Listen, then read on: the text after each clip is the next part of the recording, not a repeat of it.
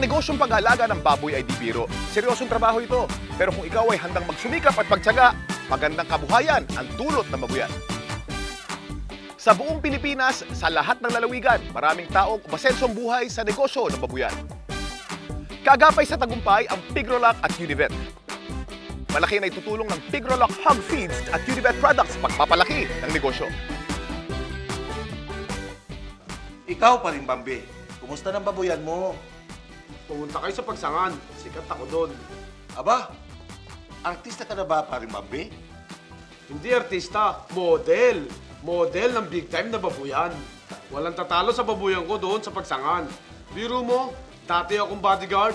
Nagsimula sa munting babuyan nang walang kamalay-malay sa pag-aalaga ng baboy. Ngayon, may dalawa ng malaking babuyan. Ang baboy ko, the best. Tanungin niyo pa ang bumibili ng karne ng baboy ko. The best. Kaya sikat ako doon. Model ako ng tagumpay.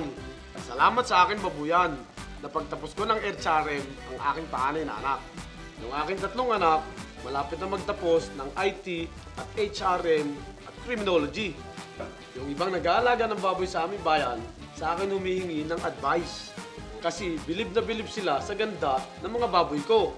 Sabi ko, mag-Pigrolac sila. Kilalang kilala ko sa bayan ko. Gusto nga nila akong maging kapitan.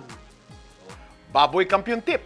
Magandang feeds, magandang baboy. Gumamit ng Pigrolac Premium Hog Feeds. May Pigro Builders kaya malaman, malusog, magandang katawan at hindi sakitin ng mga baboy. Sa mga inahin, gumamit ng Mama Pro, the Advanced Breeder Nutrition para dami biik, lakas gatas. Sa mga piglet naman, Early Wean, the Advanced Piglet Nutrition para iwas cowering, lakas resistensya.